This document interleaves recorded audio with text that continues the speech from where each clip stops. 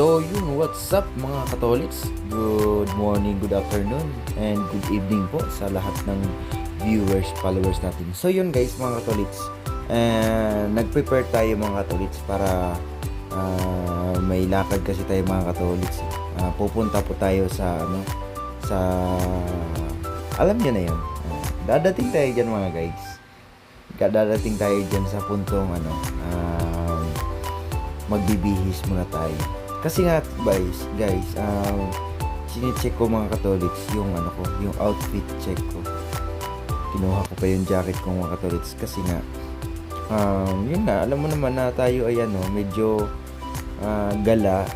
Anong maisipan, pupunta doon, punta dito. So yun guys, outfit check, bag check, jacket check, wala na mga katalo. Kaya medyo lang tayo ngayon. Kumbaga snappy tayo ang datingan ko mga Katolits. Katapos natin magbihis guys, or mga Katolits, sinabihan ko na agad yung tiyo ko na magpapahatid tayo. So time slap muna tayo. A few moments later.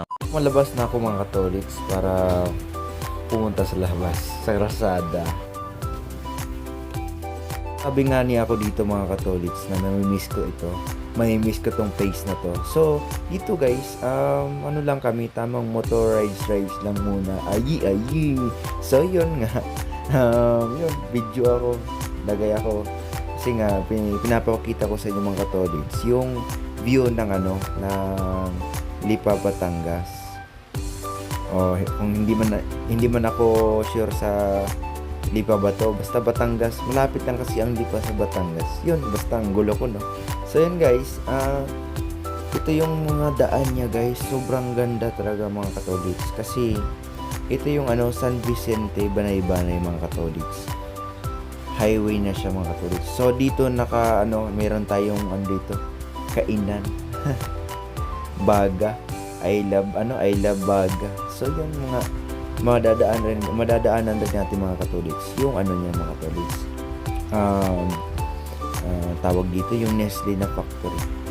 So yan nga mga Katolits, nakarating na tayo sa mismong highway ng Banay-Banay. So ang tapat niyan mga Katolits is Palawan Pawn Shop. Merong mga dyan mga Katolits, ang tawag dito may mga Chooks Dugo, marami rin guys. So parang iisipin natin, parang talagang bayan talaga. So yun guys, ang weather ngayon, ganda ng panahon yan mga Katolits. So yun guys, ito nga mga Katolits, nandito na tayo sa SM, sa terminal mismo. So lakad-lakad lang tayo mga Katolits dyan. Makikita nyo na yung pinaka SM. Maraming mga dito mga Katolits. May mga pwedeng pang pasalubong. So ito na nga po yung sasakyan natin.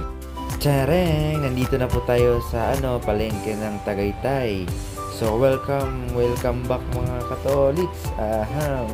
Papakita natin ngayon guys sa inyo ang gaano kaganda ba ang palengke dito sa Tagaytay. So yun guys, ang ganda diyan guys. Yan guys, pinapakita ko yan yung mismong terminal ng mga jeep.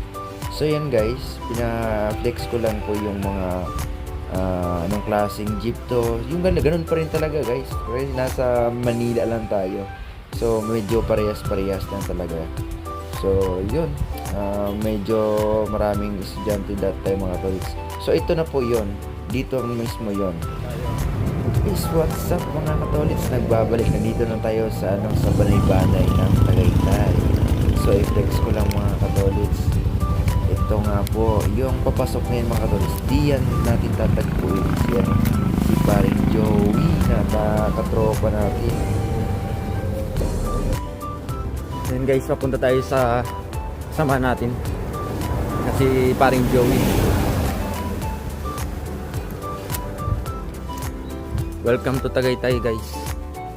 Puti na lang man din mga Katolits, mabait si paring Joey at kinausap niya ako na pwede naman welcome daw ako sa kanya anytime, anywhere. Ayan guys, flex ko lang yung sarili ko. Medyo haggard tayo dyan guys ng konti. Kasi nga, medyo napagod tayo guys. Dalawang sakay tayo ng mga Katolits. Van, tapos jeep, tapos tricycle ulit. So yun nga talaga, medyo mahirap talaga ang maging vlogger. So walang mahirap sa magaling mga katolits, diskarte lang.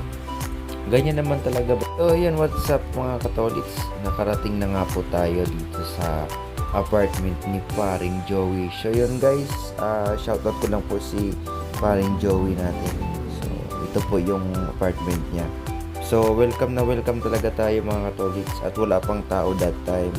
So kinatok ko nga, sabi ko kung may tao ba, ay wala naman talagang katao-tao. Ang nakita ko lang mga katolits is yung ipis.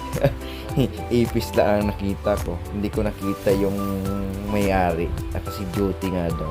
Andito nga guys mga tolits, nilapag muna natin yung CP natin. Kasi nga po at yan, nagta-time check tayo dyan. Kung haggard na kasi tayo. So binilisan lang natin ng konti mga tolits para matapos na agad tong video na to. Kasi alam ko na gusto nyo nang matapos at abangan yung mga susunod. Balikan ko kayo mga tolits pagdating ni paring Joey. Yun guys, dumating na si Idol Joey. Kakarating lang guys. May 4 na oras ako pinaghintay nito. So yun guys. Ito na mga tolits ang final. Thanks for watching mga tolits. Please subscribe and follow my Facebook page. Thank you!